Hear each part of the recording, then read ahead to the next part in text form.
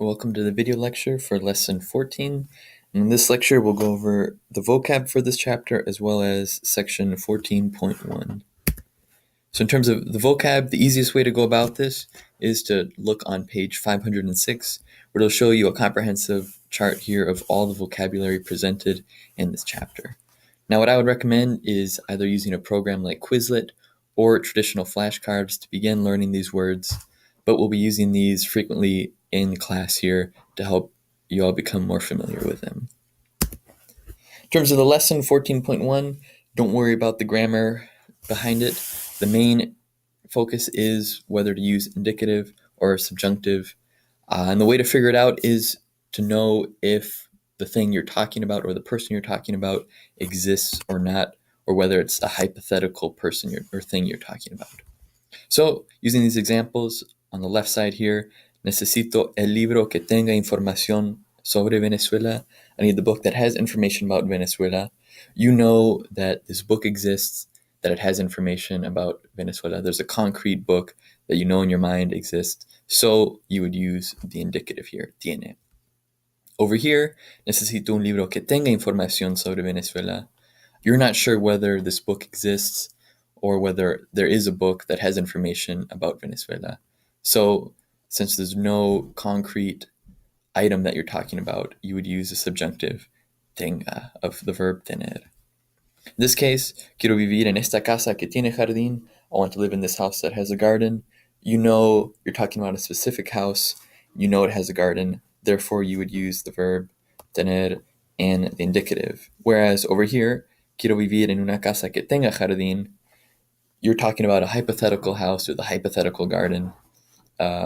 You don't have a concrete one in mind. You just know that you want it to have a garden. So you would use the subjunctive tenga. Now, kind of a general differentiating factor between these two is the definite and indefinite articles. Generally, if there's a definite article, in most cases you'll use the indicative, so el libro, the book, la mesa, los libros, las mesas, the equivalent of the in English, knowing that you have a concrete item in mind. Whereas the indefinite articles, un, una, unos, una, you would generally use a subjunctive. But it's not like that in all cases, but it can be a helpful indicator. Here's some more examples of the indicative. Busco al profesor que enseña japonés. I'm looking for the professor who teaches Japanese. You know that this professor exists. You've met him before, perhaps. So you would use the indicative of enseñar, enseña. In this case, quiero ir al supermercado que vende productos venezolanos. You know that the supermarket exists. You know it sells Venezuelan products. So you would use the indicative. In this case here, it shows you another difference between using the indicative and the subjunctive. Necesitamos un empleado que sepa usar computadoras. We need an employee who knows how to use computers. There's no specific employee that you have in mind. It's more of a hypothetical employee. So you would use a subjunctive of saber, sepa. In this case, necesitamos al empleado que sabe usar computadoras. We need the employee who knows how to use computers. There's an employee in the company that you know who knows how to use computers. So you would use the indicative of saber, sabe. In terms of answering the questions, if you have a question with subjunctive, generally would be in the subjunctive here. Hay un parque que esté cerca de nuestro hotel. Is there a park that's near our hotel? You don't know if this park exists. It's a hypothetical park. And answering it, if it's yes, you're confirming that it exists, you would use the indicative. Sí, hay un parque que está muy cerca del hotel. If you're negating it, remember that denial is generally used as subjunctive. No hay un parque que esté cerca del hotel.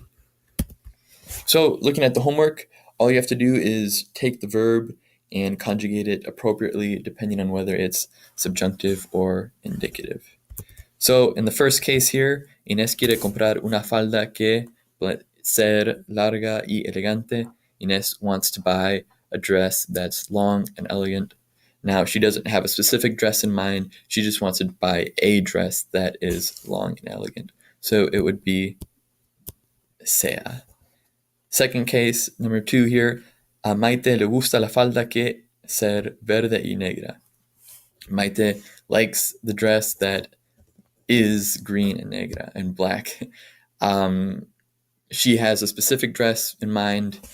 She knows that it exists. She knows it's green and black. So it would simply be the indicative es.